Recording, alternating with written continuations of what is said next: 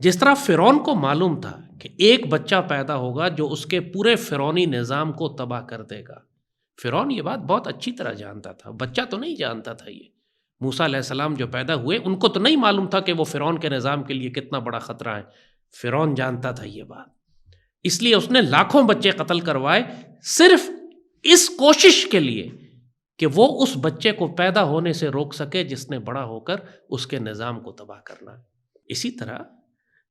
یہ مشرک اور یہ یہودی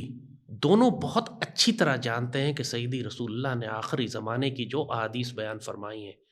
جن کا براہ راست تعلق پاکستان کے ہاتھوں مشرکوں کی تباہی اور پھر یہودیوں کی تباہی سے ہے،